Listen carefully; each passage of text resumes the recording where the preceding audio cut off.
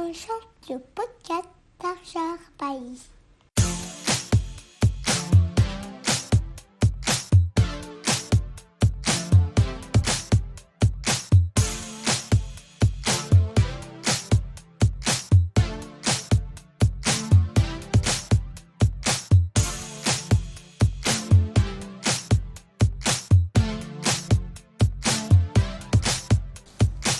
Sarah Haider est écrivaine et journaliste. Parfaite bilingue, elle écrit aussi bien en arabe qu'en français.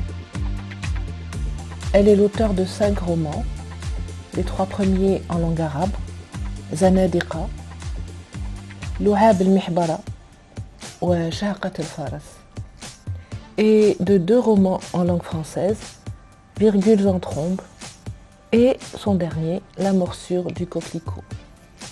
Comme journaliste, elle travaille actuellement dans le Soir d'Algérie et participe régulièrement dans Middle East Eye par des chroniques socio-politiques. Passionnée d'El Moutanabbi, fervente anarchiste, maman d'un petit garçon, elle se raconte et partage son analyse critique et sans concession de la société algérienne. Écoutons-la. Bonjour Sarah Haider. Bonjour, Jalila, ça va? Alors, ça va? Quelle est ton actualité? Alors, je vais pas te mentir, en ce moment, c'est pas vraiment,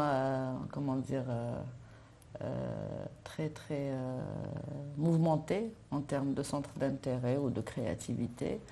Je suis en pause depuis quelque temps, presque volontairement, disons, parce que je suis, prise par les choses de la vie, y compris la maternité, le boulot, tout ça. Et du coup, je ne trouve pas, même si j'ai un projet de roman qui traîne, c'est-à-dire quelques pages et une certaine idée de ce que ça va être, une certaine envie grandissante de jour en jour, il faut le dire, d'écrire. Pour l'instant, je n'arrive pas à trouver l'espace mental, disons, pour avancer dans ce projet qui me tient à cœur, donc que je vais finir par reprendre tôt ou tard. Et je ne sais pas si tu connais on en a déjà discuté, je crois, ma démarche d'écriture est assez difficile, disons. Donc si un certain nombre de conditions ne sont pas réunies, je n'ose pas approcher du texte. Et là, depuis quelques mois, j'ai retenté une approche comme un animal farouche, quoi. Comme quand on approche un animal à la fois farouche et dangereux et exigeant. J'ai retenté 2 ou 3 fois et j'ai écrit quelques pages que j'ai aussitôt effacées parce que je trouvais que ça n'allait pas trop. Voilà. Donc pour l'instant, il n'y a pas grand-chose. J'attends juste le moment pour poursuivre le projet. Et tu écris sur Middle East Eye quand même, tu continues? Oui. Alors, oui, je collabore régulièrement avec un site francophone qui s'appelle Middle East Eye.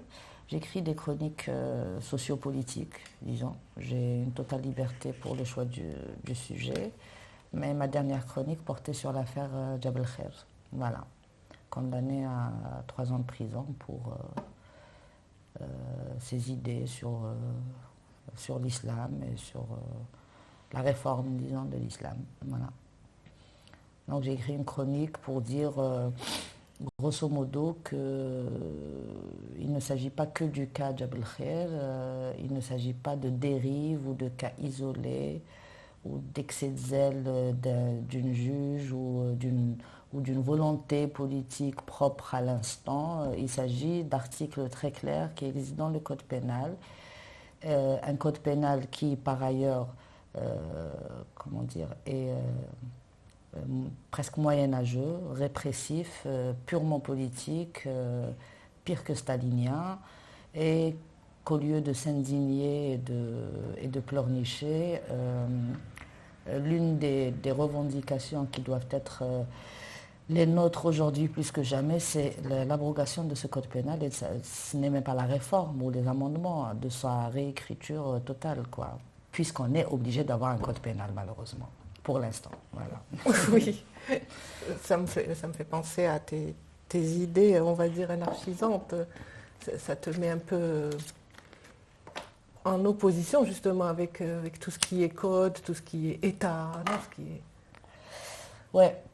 Oui, oui, bien sûr. J'ai toujours assumé mes idées, je les ai toujours défendues, que ce soit dans les discussions ou dans mes écrits.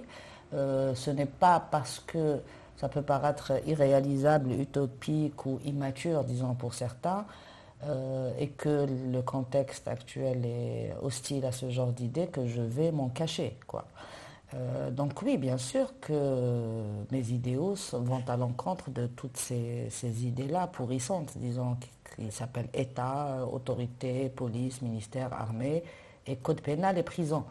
Mais je ne suis qu'une écrivaine, je suis une chroniqueuse, je n'ai jamais prétendu avoir un rôle déterminant dans quoi que ce soit. J'ai toujours défendu cette liberté qui est la mienne de ne pas vouloir, comment dire, jouer un rôle concret, disons, ou donner l'impression que je joue un rôle concret comme le font les politiques et les élites. Donc je ne me mens pas à moi-même, mais je ne mens pas aux autres. Je n'ai aucun rôle à jouer. J'ai des mots à dire, à écrire, et je n'ai pas à déguiser mes idées, quoi. C'est pas parce que je ne suis pas chef de parti ou que je n'active pas dans une association ou dans un domaine classique de la militance conventionnelle que je vais m'interdire d'exprimer mes idées. Donc aujourd'hui, je ne peux pas...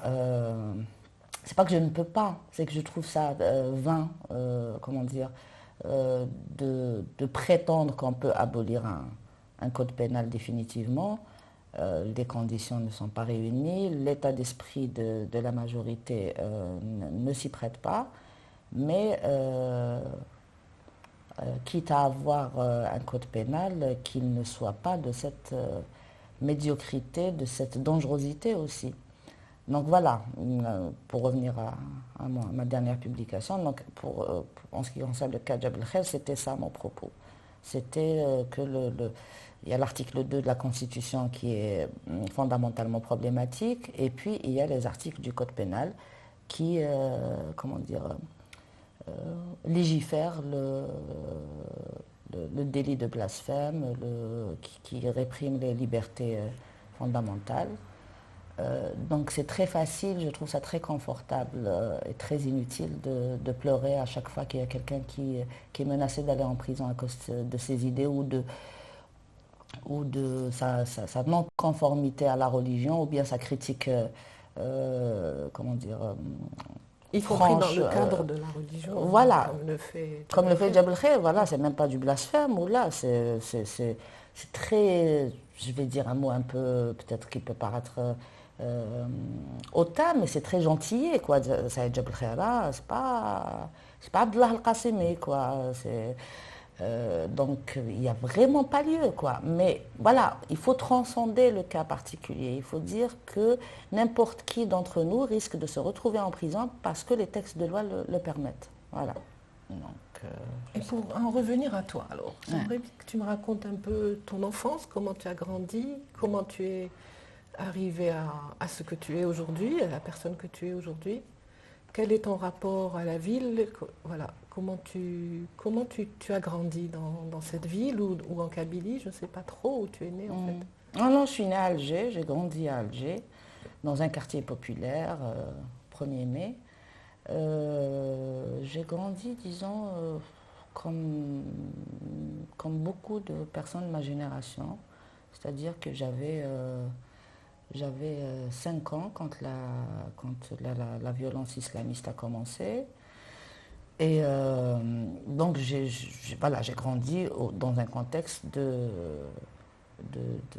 violence, comment dire, présente de manière permanente dans la vie quotidienne, même si dans une partie de mon enfance, j'ai vécu à Alger, donc 1er mai, disons que c'est le centre d'Alger, donc on était plus ou moins épargnés. Épargnés par les massacres, mais après, tous les jours, j'entendais parler de tel ou tel qui s'est fait sauter dans un attentat ou qui s'est fait égorger.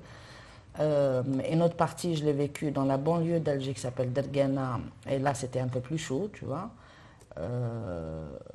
Donc voilà, il y a ça, il y a ce qu'on appelle la décennie noire. Il y a l'école primaire où j'étais plus ou moins bonne, j'étais deuxième ou troisième régulièrement. Mais c'était ennuyeux, quoi. C'était violent aussi, parce que les maltraitances existaient de manière massive. Et voilà, au sein de ma famille, voilà, je le dis souvent, j'ai eu la chance de grandir dans un environnement familial où les livres étaient très présents, les livres et la musique. Enfin, c'était l'une des rares choses positives, parce qu'il y a beaucoup d'autres choses qui ne sont pas très structurantes pour un enfant. Donc très tôt, j'ai été initiée à la lecture, à la poésie, à la littérature grâce à mon frère du côté arabophone et mon père qui était plutôt francophone et ma mère qui était kabylophone. Donc c'est une chance. Oui, et puis mes sœurs aussi adoraient la littérature, même mes grandes sœurs. Donc j'ai baigné un peu dans ça. J'ai baigné, en fait, dès mes 8 ans, 8-9 ans, j'ai commencé à apprendre des poèmes de Moutanabbi, de Abou Nouès, de Djel Mouallaqat et tout. On avait un petit jeu, moi et mon frère, parce que mon frère c'est l'aîné et moi c'est la dernière. Il y a entre nous 20 ans d'écart. Voilà. Donc il me considérait un peu comme sa fille. Et j'ai l'impression qu'il reportait sur moi ce qu'il n'a pas pu faire lui, parce qu'il était obligé de faire finance au lieu de littérature. Et voilà, il faisait une espèce de phénomène de compensation. Donc à chaque fois que je voulais avoir un truc, c'est-à-dire un jouet ou quelque chose qu'on voyait dans les publicités et tout, il me disait oui, mais à condition que quand j'arrive ce soir, tu auras appris tel ou tel poème. Enfin, mon préféré, enfin, son préféré qui est devenu mon préféré, c'est Moutanabbi. Donc voilà, pour résumer, j'ai eu cette chance-là. Ensuite, j'ai fait donc mon collège à Dergana. Ensuite, je suis retournée à Alger où j'ai fait le lycée Omar Rassem, qui était une expérience à la fois traumatisante et passionnante parce que le cadre était très rigide, très strict, c'est un lycée de filles. Et en même temps, j'avais des copines formidables avec qui on faisait plein de bêtises et on se faisait une joie d'envoyer balader toutes les règles du lycée. Donc c'était amusant. Et ensuite, j'ai fait la fac centrale pour faire traduction et interprétariat. Et là, c'était vraiment ni passionnant, ni rien du tout. C'était ennuyeux, c'était médiocre. Et j'ai pas voulu finir. J'ai quitté au bout de 2 ans, avec une moyenne de 16. Alors, les profs n'ont rien compris, pourquoi elle est partie et tout. Donc, je suis partie pour des raisons claires, c'est-à-dire, je viens de te le dire, la médiocrité, les profs qui... Moi, j'imaginais traduction, c'est-à-dire qu'on va nous donner des textes, qu'on va les recréer, qu'on va avoir cette liberté de... Ce ne sera pas vraiment des études dans le sens classique, quoi. Non, on nous ramenait des articles de journaux, des faits divers qu'on nous demandait de traduire presque avec du mot à mot, donc ça m'a un peu ennuyée. Et puis, la restriction de la liberté, c'est-à-dire moi j'avais cette idée reçue sur la fac, on peut s'absenter comme on veut, l'essentiel est d'être là pour les examens et puis voilà. Non, ce n'était pas le cas. Donc c'était un peu infantilisant parce qu'il fallait fournir des justificatifs pour les absences et tout. Donc je me suis tellement ennuyée que j'ai quitté et j'ai commencé à 19 ans le journalisme culturel. J'ai commencé à la Dépêche de Kabylie, c'était génial. J'écrivais n'importe comment, c'était pas du tout du journalisme, mais bon, j'ai fait mes premières armes. C'était des articles culturels? Oui, des articles culturels, parfois des chroniques, mais voilà, comment dire, j'ai appris sur le tas, les premiers papiers, ça n'avait rien de journalistique, tu vois, même dans la langue, tu vois. Après, ça s'est poli avec le temps et voilà, j'ai fait la Dépêche, ensuite le Jeune Indépendant, ensuite Ensuite, un bref passage au temps d'Algérie. Et ensuite, Algérie News, c'était la plus belle expérience professionnelle de ma vie, où j'étais dans la culturelle toujours. On avait, je ne sais pas si tu te rappelles, on avait 3-4 pages par jour de culturel. On faisait des dossiers et tout. Et là, depuis 2014, donc depuis la fermeture d'Algérie News, je suis au Soir d'Algérie. Et je me sens bien, je me sens très bien. C'est une famille, le Soir d'Algérie, donc il y a une ambiance saine, disons, où on se sent à l'aise. Et voilà, je t'ai raconté ma vie en 8 minutes, je crois. Oui, tu as le temps d'écrire quand même tes romans, hein, puisque là tu en es à combien? 2 romans en langue arabe? Non, 3 en arabe en langue arabe et 2 en français. 2 en français, ouais. Oui, j'avais le temps, hein, parce que le dernier oui, puis il y a eu que le j'ai bébé. publié, je l'avais fini avant d'être enceinte. Oui. Le premier que j'ai écrit, je l'ai publié à l'âge de 17 ans. Bon, c'était de la connerie phénoménale, hein, tu vois.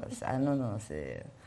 D'ailleurs, à chaque fois que je croise Adelaine je lui dis franchement, le papier que tu as écrit, t'es sérieux, parce qu'il a écrit un papier élogieux et tout sur Zenedeka.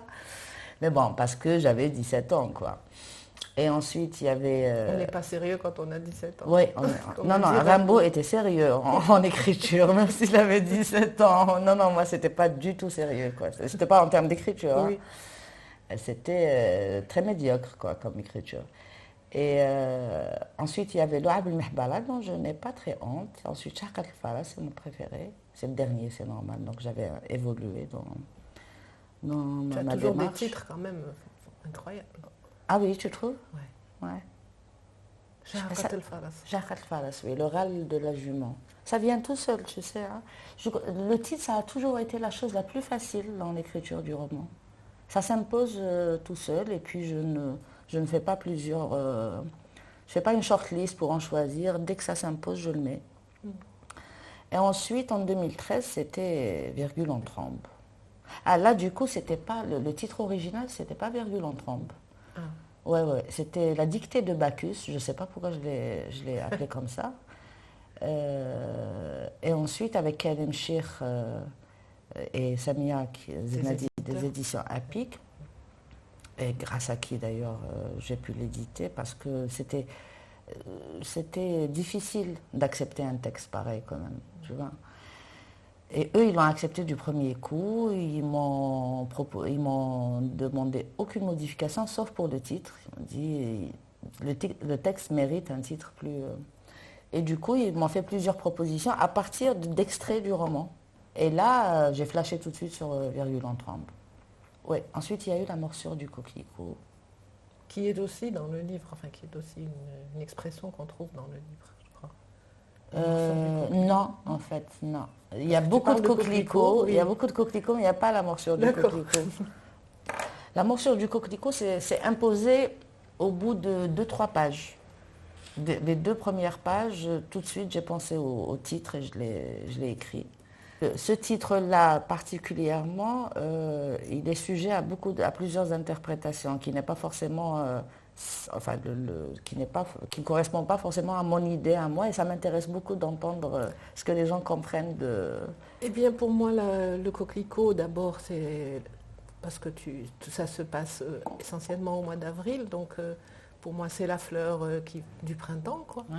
Rouge, donc le rouge du sang, parce que là, on a toujours ce retour de cette terre qui est pleine de sang et qui se réveille régulièrement à des moments précis, assez régulièrement dans l'histoire. C'est une terre qui, comme si elle avait, je ne dirais pas besoin de sang, mais comme si elle était dans un appel à la révolution constante. Et donc la morsure, ça indique justement que ce coquelicot n'est pas aussi tendre, c'est une beauté à la fois fragile et agressive. Voilà, moi c'est ce que j'ai ressenti. Ah bah oui, c'est génial. C'est pratiquement le sens auquel j'ai pensé, c'est-à-dire l'oxymore entre la fragilité du coquelicot et sa capacité de faire mal, quoi. Et puis, bien sûr, la référence au printemps. Pas seulement en termes de printemps berbère et avril et tout, en termes politiques, quoi. Le printemps, la régénération, la révolution, quoi. Et puis, il y a le parallèle entre le coquelicot et ces gens-là qui étaient à terre, qui semblaient ne plus pouvoir se soulever, qui étaient dans une fragilité totale, opprimés, et qui ont fini par faire mal, par mordre, quoi. Donc, et qui se réveillent, on a l'impression qu'ils sont quelque part là, sur la terre, endormis ou morts, ou je ne sais pas. Et régulièrement, ils se réveillent. Et c'est de nouveau, ça repart, quoi. Ouais, ça me rappelle un vers de Moutanabbi qui est très très beau. Enfin, tout ce qu'écrit Moutanabbi est beau, mais qui dit Kam qad qutiltu wa kam qad muttu indakumu thumma intafadtu fazada al-qabru wal-kafanu. C'est beau, hein? Oui. Et ça me rappelle ça, justement. C'est des morts qui se... Et des morts dans le sens métaphorique et réel aussi, parce qu'on a l'impression dans la morsure du coquelicot qu'il n'y a pas que les vivants qui se soulèvent. Oui. Il y a les morts aussi, une armée de zombies, là, invisibles, d'où leur force d'ailleurs. Oui. Parce que c'est complètement, comment dire... Ils sont même parfois plus vivants que le vivant, quoi, que l'auteur là qui est là à sa fenêtre et qui... Oui. On a l'impression qu'il a peur d'affronter cette rue qu'il... Oui, exactement. Et il est... On a l'impression que c'est lui qui n'est pas dans la réalité. Et que la réalité, elle est là. Elle est chez ce mort, chez cette personne, sa maîtresse ou son amante qui disparaît, qui réapparaît, mais on a l'impression qu'elle est là de tous les temps. Enfin, oui, exactement. Elle est un peu intemporelle, disons. Et elle le pousse, elle lui dit, sors de tes écrits, sors de ton papier, viens. Parce que justement, l'auteur était dans une fiction. Oui. Tu es en train d'écrire une fiction d'anticipation sur une révolution, et là, il voit que le réel est en train de le dépasser. Donc, il y a un jeu entre lui et le réel. Ouais. Et il voit que la réalité n'est pas aussi parfaite que la fiction. Donc, parfois, il a des mouvements de recul et de mépris envers ce qu'il voit, quoi. Et c'était très, très difficile de... Enfin, Virgule en trempe, c'était plus que difficile de l'écrire, mais c'est une expérience à part, Virgule en trempe, parce que je l'ai écrit en 3 mois, d'un seul jet. La morsure, contrairement à Virgule, ça a pris beaucoup plus de temps. Et j'ai l'impression... C'est beaucoup plus élaboré, il me semble. Ouais. Tu crois? Ouais. Alors, ceux qui ont adoré Virgule en trempe n'ont pas aimé du tout la morsure du coquelicot. Il y a Hadj Miliani, je ne sais pas si tu le connais. Oui. Ouh là là, je l'ai croisé à Oran après la sortie du roman. Il m'a dit, mais qu'est-ce que tu nous fais là? Tu nous as balancé un ovni qui ressemble à rien, à propos de Virgule, hein, qui ressemble à rien de tout ce qui a été écrit. Après, tu nous fais un deuxième livre pour faire un tract, truc, mais c'est quoi ça? Tu as régressé, tu vois? Et il y en a beaucoup qui ont aimé Virgule, qui n'ont pas aimé la morsure. En fait, moi, Virgule, tu te souviens, je t'avais dit qu'il me faisait penser un peu à Lautréamont, un peu à la folie de Maldoror. Oui, exactement. Et beaucoup de gens m'ont dit ça alors que je n'avais pas lu encore Lautréamont. Donc, ça me faisait à la fois rire et voilà. Mais pour moi, ce sont 2 univers différents. Je les aime tous les 2, mais pour être honnête, moi, je pense qu'en termes d'écriture, la morsure est plus élaborée que Virgule en trempe. C'est-à-dire que tout est dosé. Virgule en trempe, parfois, il y avait un manque de dosage flagrant, quoi, tu vois. Il y avait de l'excès, mais pas l'excès... C'était comme une écriture automatique par moment, quoi.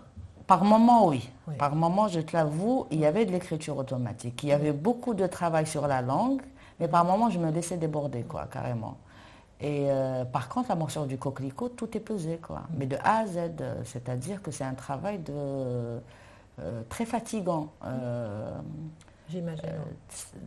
Manuellement parlant, si j'ose dire. Hein, je bosse avec un ordinateur, mais vraiment, c'est-à-dire qu'une phrase peut me prendre des heures, quoi. Tu vois?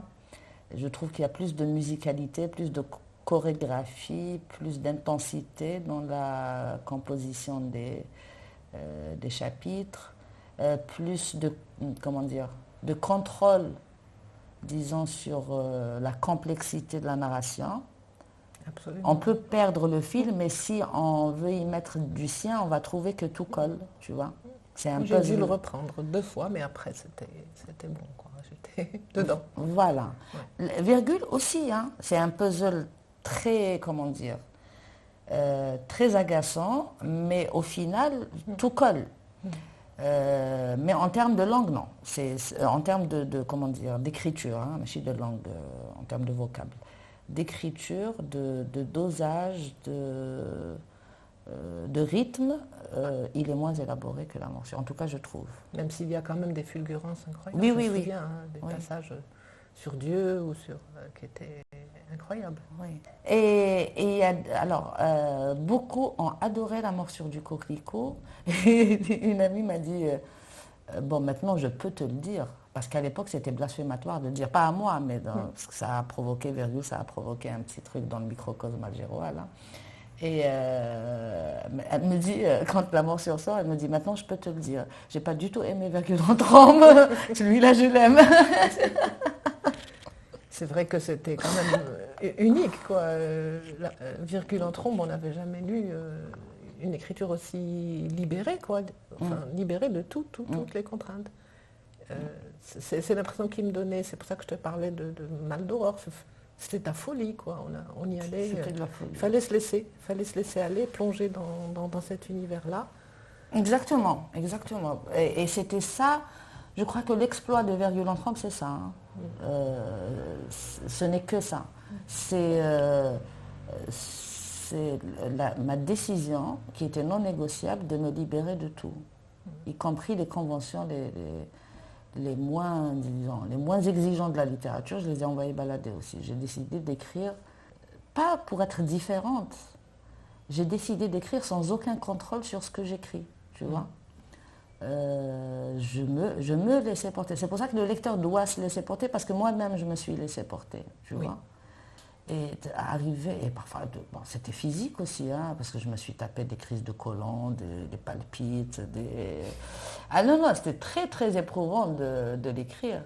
Et et quand j'ai fini, je me suis mise je suis rentrée dans un délire total. Je me suis mise, quand je sortais à Alger, chaque jour, j'espérais rencontrer l'un des personnages de Virgule en trombe, tu vois. Ouais. Ça, ils m'ont tellement habité, parce que, et ce n'est pas du tout un exercice de sublimation de l'écriture, un truc comme ça, mais ils ont pris le pouvoir. J'ai eu l'impression qu'à un moment donné du roman, ils ont pris le pouvoir. C'est-à-dire que j'écrivais sous leur dictée, tu vois. Et qu'ils ont pris corps, c'est-à-dire qu'ils étaient là devant moi. Et ils faisaient ce qu'ils voulaient. D'ailleurs, je l'exprime dans l'un des chapitres, je crois, où les personnages dans un roman font une révolution pour chasser l'auteur, tu vois. Et oui, c'était une expérience unique, tu vois. C'est pas mal cette idée, oui, que le personnage lui-même chasse l'auteur, c'est-à-dire qu'il le dépasse. Il le dépasse. Il lui dicte un peu ce qui va en advenir, quoi. C'est l'autodétermination, tu vois. Je te jure, voilà, maintenant, tu n'as plus aucun pouvoir, tu dois dégager. On prend nos vies en main. Et c'était ça. Et c'était une expérience vraiment unique. J'aime Virgule en trombe pour ça, particulièrement. Ah oui, moi ça m'avait hanté, ce grenier là où se retrouvaient les personnages, les 2 personnages. Oui. La maison abandonnée là, avec le rat et la reine. J'avais une vraie image du lieu, quoi. Je l'avais visionné dans mon esprit. Moi aussi, je le visualisais. Oui, alors tu imagines, quand on l'a écrit, c'est encore plus. Oui, je visualisais tout en fait, sauf les visages des personnages. Ouais. Ça, je visualisais pas, c'était complètement flou, tu vois. Pareil pour moi. Pour moi, ils étaient tellement sublimes que je pouvais pas leur donner des traits, tu vois. Et quelques amis qui n'ont pas aimé, ils m'ont dit, au bout, alors surtout au chapitre de Riley, je sais pas si tu t'en rappelles, là où l'enfant raconte son propre viol. Ouais. Beaucoup m'ont dit que je l'ai jeté à cause de ce chapitre. Je leur dis, mais c'est bien parce qu'il ne vous est pas tombé des mains, vous l'avez jeté. Déjà, c'est une réaction intéressante, tu vois. Oui. Et voilà, et la morsure, non, c'était complètement autre chose. Je partais de l'idée que j'allais faire un roman politique, tu vois. Oui, parce que quand même, on reconnaît à la fois les lieux, les événements, même s'ils sont ils sont inclus dans une réalité plus grande qui dépasse un peu, je dirais, l'Algérie même. Bien sûr, oui. Mais quand même, on reconnaît quelques personnages, on reconnaît quelques poètes. Oui, oui. Il y a des clins d'œil permanents Oui. au contexte algérien, mais j'ai toujours refusé de limiter l'action ou même l'espace de l'imaginaire du lecteur dans l'espace algérien, tu vois. Parce que c'est un roman politique, donc il n'est pas... C'est un roman anarchiste, donc No Border, il n'est pas censé se passer dans un pays précis.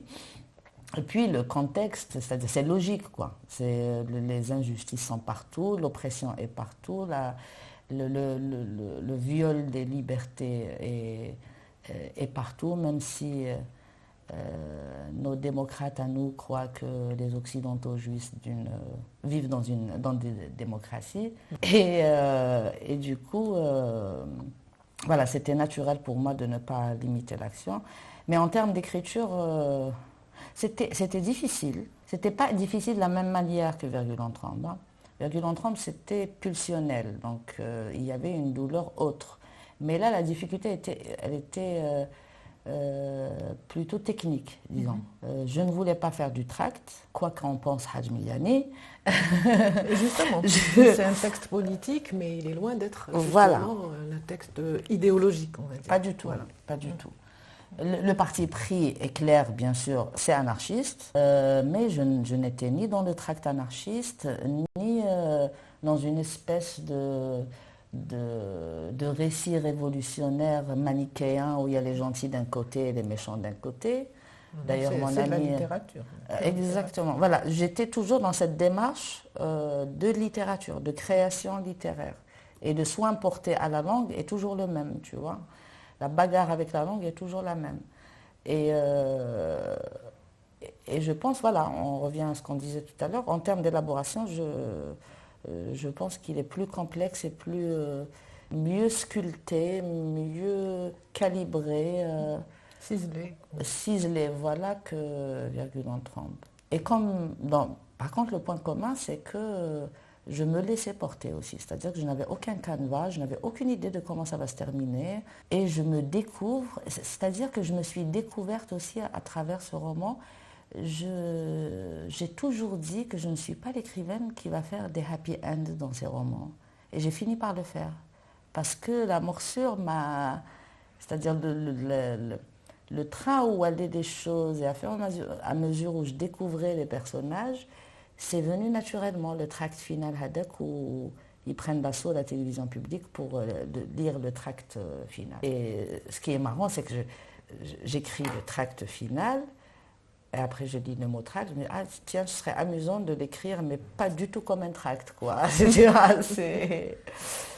Et voilà, et c'était un poème pour la liberté et l'émancipation de tous. Et d'ailleurs, tu as aussi une happy end, comme on dit, dans ton texte là qui est sorti, là, j'ai rêvé l'Algérie. Oui. Et là aussi, ça se termine quand même avec une libération un peu de ces femmes. Ouais. Je vieillis. Hein. Non, peut-être que tu as de l'espoir. Oui, peut-être exactement. que l'espoir est en train de revenir. Si je me mets à avoir de l'espoir, c'est que je suis vraiment désespérée. C'est-à-dire, tu as compris, que les possibilités sont tellement restreintes que je n'ai aucun autre choix que d'espérer. Et comme dirait mon ami qui a préfacé d'ailleurs la morsure du coquelicot, Yanis Yolantas, qui est un camarade, compagnon, parce qu'ils n'aiment pas le mot camarade des anarchistes, compagnon grec. Il me dit, je déteste le mot espoir parce que c'est des miettes qu'on donne aux masses, quoi. C'est une spéculation sur l'avenir, c'est-à-dire tu attends, tu creuses les doigts et tu espères. Être un être d'espoir, ça peut aussi vouloir dire au contraire être dans l'action pour améliorer. C'est ça peut-être aussi qu'il faudrait peut-être redéfinir aussi tous ces concepts, quoi. Il faut travailler l'espoir et non pas le ressentir seulement. Là, je suis d'accord avec toi. Donc oui, pour le dernier texte que j'ai écrit, donc c'était pour l'ouvrage collectif édité chez Balzac. J'ai rêvé l'Algérie. Oui, j'ai rêvé l'Algérie. Donc Selma, comme elle me connaît très bien, elle m'envoie l'argumentaire, elle me dit, bon, je sais que ça peut te paraître cucu, mais tu peux écrire ce que tu veux. Et du coup, j'ai écrit ce texte sur un avenir complètement dystopique où des femmes sont enfermées, où des femmes sont opprimées de manière systémique, pas seulement socialement, mais politiquement aussi, et où après elles sont enfermées de manière systématique parce qu'il y a eu une révolte, anonyme de femmes qui a fait réagir les pouvoirs et ils se sont mis à enfermer les femmes dans des camps de concentration. Et donc s'ensuit une vraie révolution qui a été déclenchée justement par ces mesures d'incarcération de femmes. Et donc oui, là encore, il y a eu une fin heureuse, oui. Parce que c'était aussi, c'était pour rester dans l'esprit du livre collectif. J'ai rêvé l'Algérie, c'est-à-dire comment tu voudrais que ça se passe, tu vois. Et dans mon esprit, je ne pouvais pas aller dans des élucubrations de oui, j'aimerais que ça se passe comme ça, et je vais imaginer des fleurs partout, des oiseaux qui gazouillent et tout. Et du coup, je me suis dit non, il faut d'abord installer un décor tout à fait cauchemardesque pour que ça paraisse mieux quand même après. Exactement, et puis pour imaginer le changement, parce que rêver l'Algérie, ce n'est pas un acte, ça ne doit pas être encore une fois une posture passive. C'est-à-dire, pour que le rêve s'accomplisse, il faut qu'il y ait une action qui impose ce rêve, disons, à ceux qui nous en privent, tu vois. Donc c'est pour ça que j'ai cru nécessaire d'installer un univers dystopique pour qu'ensuite vienne la révolution et le changement. La libération. Voilà. Peut-être que c'est des cycles que tu vois, toi, dans ton écriture, des cycles où on passe justement de périodes troubles à des moments de répit. Est-ce que tu ne penses pas que la situation actuelle, par exemple en Algérie, avec ce qui nous arrive, avec cette révolution, comment on appelle, intelligente, comme dit Soufiane Baroudi, peut-être qu'elle est porteuse justement de, je dirais pas d'espoir, on va plus dire ce mot, mais non, tu peux le dire. Mais d'optimisme, on va dire, ou de construction future de quelque chose de nouveau. C'est peut-être ce qui fait que tes écrits sont peut-être plus... Non, là, je vais te décevoir. Non, pas du tout, en fait. Non. Moi, j'étais complètement emballée, mais j'étais dans un état second carrément au début du Hirak. Ce n'est pas une révolution. Ils ne veulent pas que ce soit... Personne ne veut que ce soit une révolution. Ils appellent ça Hirak. Donc, c'est un Hirak. C'est un mouvement. J'étais complètement emballée, quoi. J'étais prise... rempli de tout ce qu'on vient de critiquer, c'est-à-dire d'optimisme, d'espoir, de naïveté, de tout ce que tu veux. Mais très vite, ça a commencé par se calmer, par se nuancer, et ensuite là, en ce moment, non, pas du tout. Je ne sors plus depuis Belle Lurette. Je ne suis plus interpellée par ce qui se passe, sauf bien sûr les incarcérations et les procès et tout. Mais ce qu'est devenu le Hirak ne m'intéresse plus pour des raisons qui me semblent à moi évidentes, mais après qui peuvent ne pas l'être pour beaucoup d'autres, tu vois. Ça a commencé comme un vrai processus révolutionnaire, tu vois. Il y avait un tel rapport de force installé, un tel, ébranlement des pouvoirs, et c'était réel, tu vois. C'était pas simulé, c'était vraiment réel, tu le ressentais, que l'on pouvait en faire quelque chose, tu vois. En fait, je raconte toujours cette anecdote à mes amis quand je parle de ma désillusion par rapport à Hirak. Je le raconte quand j'ai participé à un samedi gilet jaune à Toulouse, en septembre 2019. Et donc, nous, ça commence avec une manif, les baffes, la musique. Bien sûr, tout le monde est équipé de masques et tout.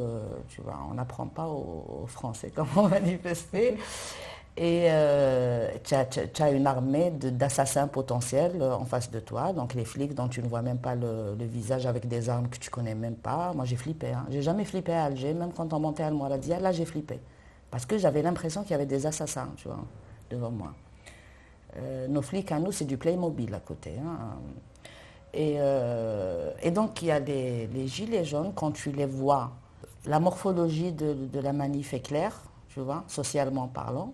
Et là, il y a les gilets jaunes qui marchent et les terrasses bondées de personnes, pas indifférents, méprisants, vraiment méprisants, quoi, avec des regards mais hautains, dédaigneux. Et je me disais que ça pourrait peut-être aboutir parce que la fracture sociale est consommée et l'identité révolutionnaire de ce mouvement est définie, tu vois. On sait pourquoi on se soulève, parce qu'on crève la dalle, tu vois. Parce que on est dans un début de remise en cause de tout le système, tu vois. C'est pas seulement Macron, c'est toute cette démocratie d'apparat là et de ce capitalisme sauvage qui bouffe les gens et qui détruit des vies. Donc le propos était vraiment révolutionnaire, la démarche est révolutionnaire, les modes d'action sont révolutionnaires parce que vers 17h où on sait que la répression va commencer, il y a le cortège de tête qui prend les choses en main et qui installe un rapport de force avec les flics, non seulement pour répondre à l'État avec son propre langage, mais aussi pour protéger la manif, tu vois. Et ensuite, voilà, quand je raconte ça aux amis, je leur dis, voilà, là j'ai eu l'impression que j'étais dans un processus révolutionnaire. Ici, c'est tout le contraire, en fait. C'est vraiment tout le contraire. Les raisons principales, en dehors des abstractions lyriques là, d'état de droit, liberté, truc machin chouette, l'état d'esprit n'est pas du tout les mêmes. Les raisons principales qui poussent normalement les gens à manifester sont prohibées. Non seulement elles ne sont pas présentes dans la sémantique du mouvement, mais elles sont prohibées. Ça veut dire que tu les as vues, les banderoles honteuses, la matalib nassiyasiya machi ijtimaïya. Il ne faut surtout pas qu'on fasse une révolution d'affamés, tu vois, de crève la dalle, tu vois. Donc il faut que notre mouvement est trop noble pour ça, tu vois. Nous, on veut une démocratie verticale, comme elle a été consommée, ruminée et recrachée par les Occidentaux. Nous, on veut refaire l'histoire, tu vois. Et on veut ça, on veut un président jeune, élu démocratiquement, suffrage universel. Franchement, c'est scolaire, quoi, comme description de la liberté. Et voilà, et puis socialement, ce n'est pas sérieux, quoi. Je sais pas, je ne vais pas rentrer dans les détails, je vais pas faire... je ne vais pas faire dans la méchanceté gratuite, mais je ne sais pas comment te dire. Les têtes, les stars du Hirak ou la manière dont on a désorienté, pas orienté, désorienté le Hirak en termes de slogan, en termes de mode d'action, en termes de vision, disons, politique, n'a plus rien à voir avec une révolution, avec un projet de révolution. Donc, non, moi... Est-ce que ça empêcherait que ça se fasse quand même? Peut-être, oui. Ouais. Peut-être que les bobos vont rentrer, que les crèves la dalle vont sortir, tu vois. Oui, c'est ce qui me semble en tout cas. Ben, c'est là où on peut espérer justement, comment dire, une orientation révolutionnaire, tu vois. Parce qu'il y aura les raisons, des vraies raisons qui poussent les gens à se révolter. Ou ce sont des gens qui n'ont pas le choix, à qui on n'a laissé aucun autre choix que la révolte, tu vois. Donc, et où les revendications sociales seront centrales et non opprimées par les hirakistes eux-mêmes, et non méprisées, tu vois. Parce qu'il n'y a pas de liberté sans dignité, il n'y a pas de dignité sans partage des richesses, tu vois. Absolument. Voilà. Et puis bon, il n'y a pas de modèle. C'est un peu ça l'erreur. Enfin, moi, je l'avais senti à un moment donné où c'était au meilleur temps, on va dire, du Hirak. On était d'ailleurs à Bamako avec des amis et je voyais comment le Mali, comment Bamako était chaque année de plus en plus pauvre, on voyait les grèves des cheminots, etc. Et je disais, Ben quoi, alors nous, on va s'en sortir, Zahma, on va s'allier au nord et on va se sauver la peau et qu'est-ce qui se passe avec nos voisins, quoi. Oui. Et là, je me souviens que j'en étais effondrée. Parce que je me disais, est-ce que c'est ça qu'on veut? Enfin, c'est pas ce que je veux, mais je veux dire, est-ce que c'est vers ça qu'on va? J'espère que non en même temps. Hein. Je me dis que tout n'est pas perdu. Je ne peux pas dire, je n'ai pas à dire si c'est perdu ou si c'est gagné, ou un truc comme ça. Je concède un mérite au Hirak, c'est qu'il a déverrouillé beaucoup de choses dans l'inconscient collectif, tu vois. Qu'il a aidé à une reconquête de l'estime de soi, peut-être, tu vois. Mais je n'y vois plus rien d'autre, tu vois. En ce moment, en tout cas. Mais après, comment ça va se passer après, je ne sais pas. Mais les balades du vendredi entre 14h et 17h, non, ça ne me parle plus, quoi. Disons que je suis un peu vieux jeu aussi politiquement. Hein. C'est-à-dire qu'on ne peut pas prétendre contester le pouvoir à des gens aussi machiavéliques, aussi puissants avec un melting pot coloré entre 14h et 17h un jour férié, tu vois. Quand je regarde l'histoire des révolutions, on n'obtient rien comme ça. Tu vois. Donc je crois à l'efficacité des grèves générales et des blocages et des occupations, tu vois, par exemple. Et la non-violence, qu'est-ce que tu en penses? Si je te réponds, j'ai envie d'aller en prison. J'ai pas envie d'aller en prison. Bon, ça y est, on a compris ce que tu en penses. Disons que la Silmiya du Hirak a concurrencé toute l'histoire de la non-violence universelle. Ça veut dire qu'elle a dépassé la non-violence, elle est dans le bisounoursisme, tu vois. Donc, oui, je l'ai utilisé j'ai commencé à l'utiliser en mars. Quand on a commencé à insulter les émeutiers, à les traiter de tous les noms de mépris de classe, Alaya, Balbaguia et tout, c'est là où j'ai utilisé le mot pour la première fois. Il y a un débat intéressant qui est en train de se mener là par rapport aux prisons, c'est-à-dire à l'état des prisons d'une manière générale. C'est-à-dire que là, tout d'un coup, on se réveille, on se dit, mais c'est quoi cette manière d'incarcérer les gens et pourquoi déjà, enfin, on ne va pas jusqu'à remettre en question la prison, même si moi, c'est on découvre les conditions de détention des gens. Et ça, c'est quand même... J'ai écrit une chronique sur ça, ça s'appelle Le banni vu du ciel. Elle est sortie au Middle East Eye, je crois, il y a 1 an. C'était après l'incarcération de Semenem Soussi, de Tabou, où on découvrait on faisait semblant de découvrir, parce qu'il s'agissait de détenus d'opinion, donc supérieurs aux autres, c'est-à-dire les droits communs, on s'en fiche, hein, parce qu'ils méritent d'être là, donc on s'en fout. C'est ce que j'ai exprimé dans la chronique. J'espère qu'on va arriver à un déclassement de ça, quoi. C'est-à-dire à vraiment remettre en question complètement cet état policier, quoi.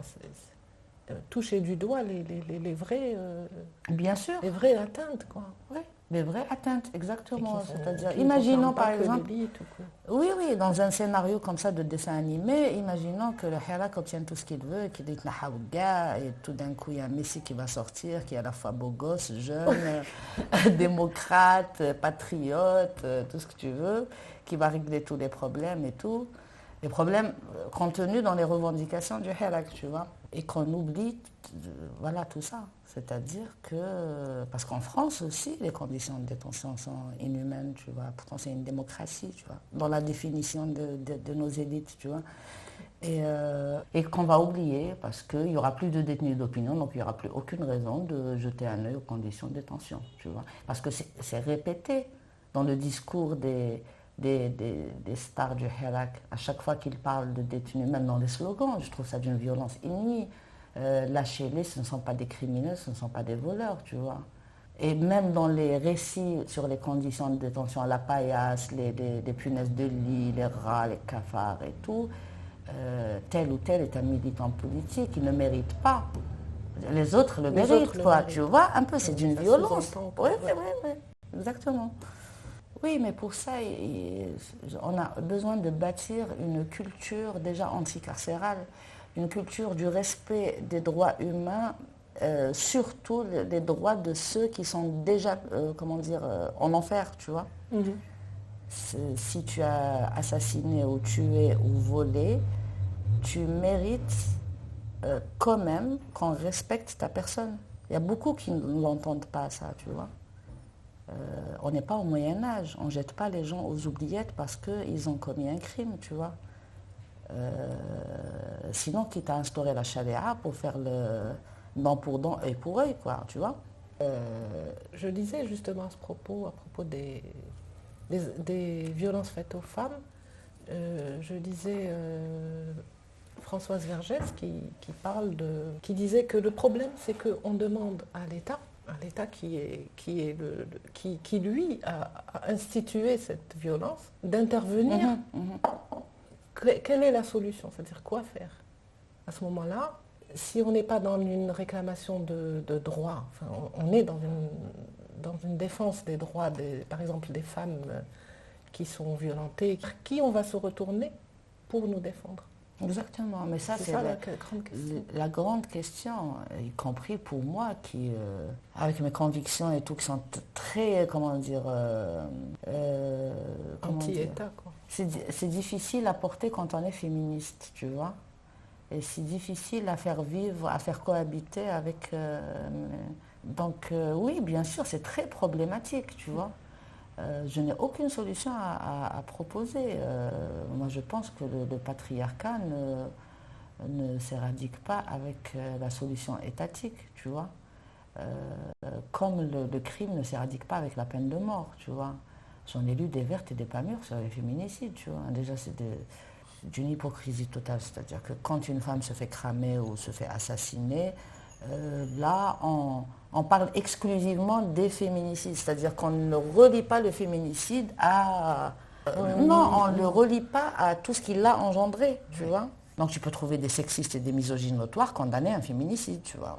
Parce que pour lui, c'est un cas isolé, ça n'a rien à voir avec tout le système de pensée, tout le système politique et social et religieux qui renforce le patriarcat. Je ne dis pas qui invente le patriarcat, mais qui le renforce. Donc oui, c'est très complexe. C'est le système le plus complexe de toute l'histoire de l'humanité quand même. Hein.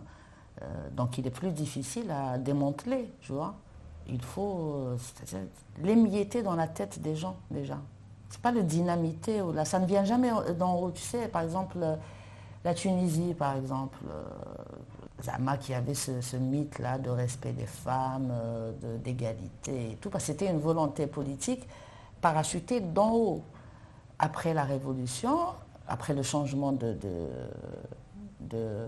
régime, disons, on a constaté, des camarades en Tunisie me disent que les violences misogynes, sexistes éclatent. C'est pas qu'ils continuent, c'est-à-dire que l'une des caractéristiques du régime ONI, c'était son soutien, son pseudo-soutien aux femmes, tu vois. Donc maintenant qu'il n'est plus là, on va regagner nos droits de mecs, tu vois.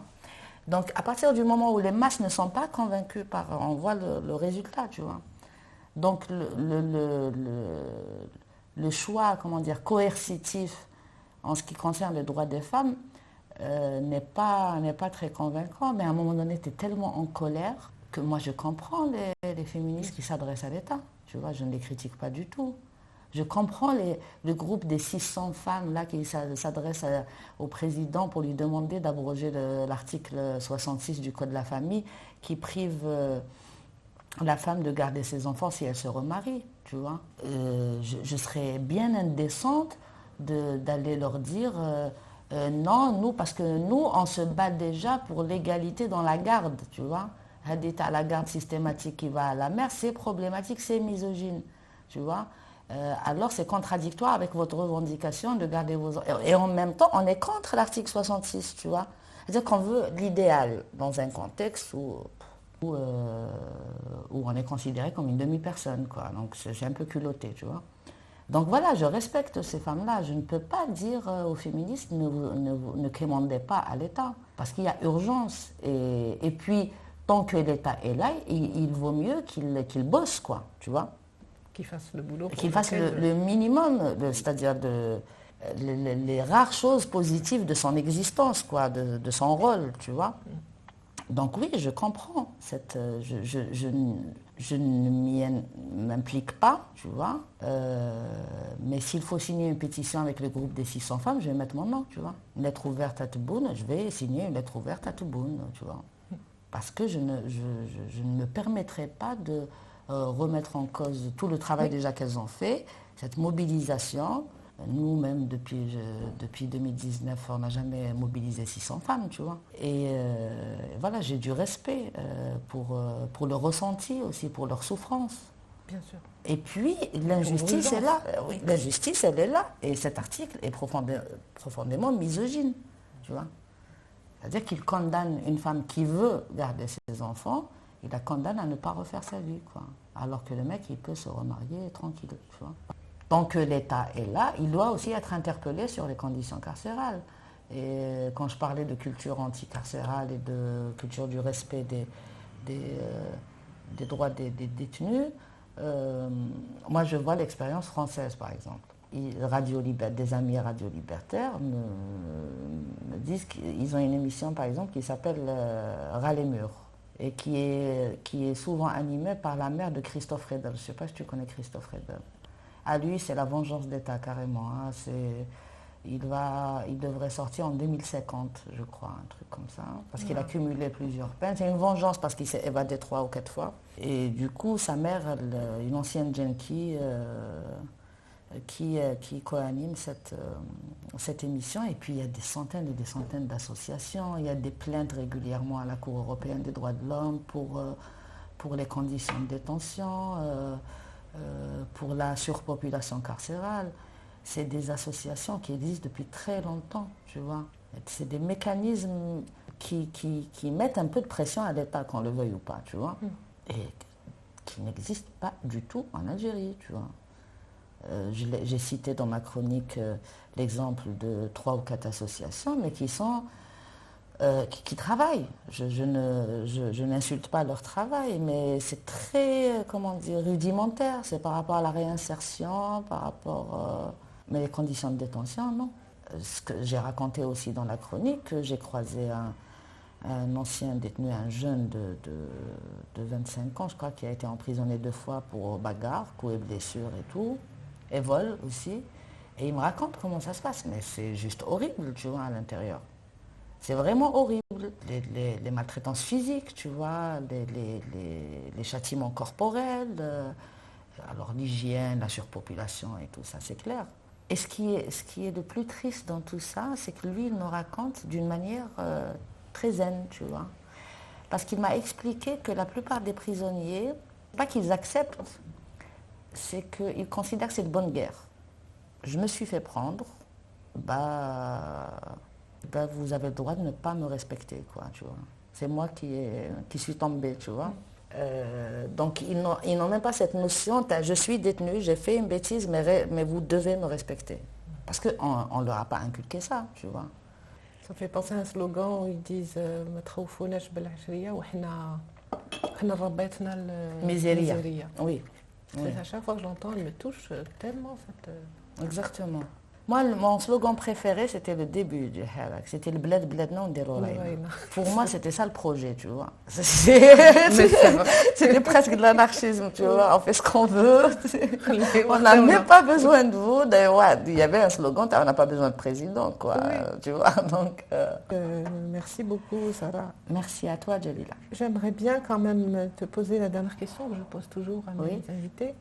Si tu avais à proposer une mesure simple, facile, faisable, là tout de suite, à quoi tu penserais dans n'importe quel domaine, hein, alors, qui serait faisable, qui coûterait pas cher, je sais pas, parce qu'on m'a parlé par exemple dans le système éducatif ou dans... Oui, je réfléchissais aux enfants justement, parce que je suis maman et parce que je suis maintenant certaine que tout le travail qui doit être fait doit l'être au niveau des enfants. Tu vois. Je ne sais pas, peut-être faire comme nos amis maliens. Moi, j'étais vraiment aux anges quand j'ai découvert que le programme des lycées au Mali incluait au moins 5 rencontres annuelles avec des écrivains, tu vois. Donc je me dis, pourquoi pas, dès le primaire jusqu'au lycée, organiser, avoir vraiment une volonté politique de ramener des écrivains et des artistes dans les écoles de manière très régulière et de les laisser discuter librement avec les enfants. Magnifique. Ouais. Et accessoirement, supprimer l'éducation islamique dans le programme. Ça viendra avec la révolution. Ouais, ou pas. Ou pas.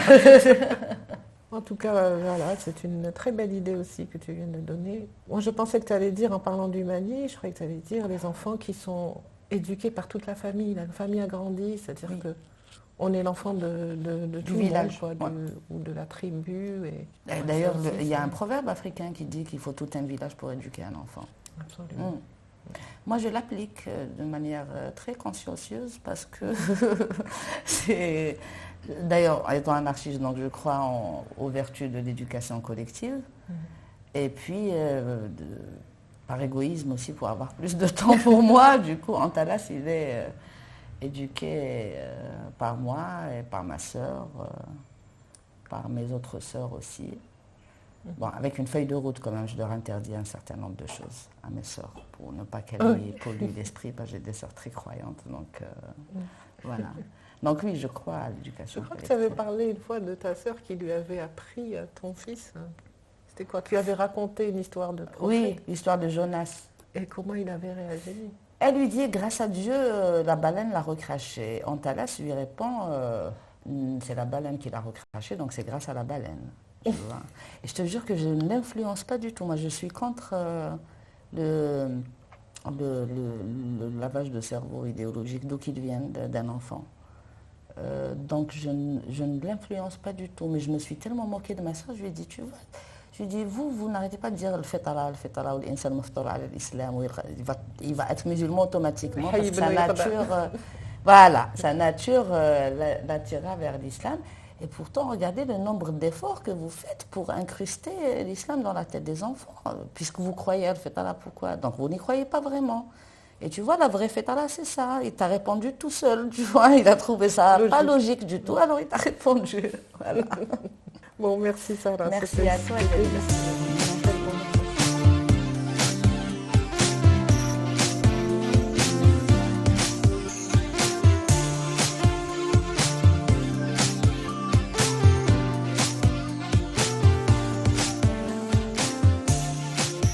C'était le dernier entretien de cette première saison de Tangente. Nous vous retrouvons, Inch'Allah, en octobre pour une deuxième saison et de nouvelles rencontres. Merci à mes 8 invités, merci à mes collaboratrices et collaborateurs, tellement précieux et tellement discrets. Merci à vous aussi, chères auditrices et auditeurs, pour votre fidélité, vos encouragements et conseils. Je vous souhaite un été paisible. Prenez bien soin de vous et de vos proches. À bientôt. Tangente, le podcast d'Argent Paris.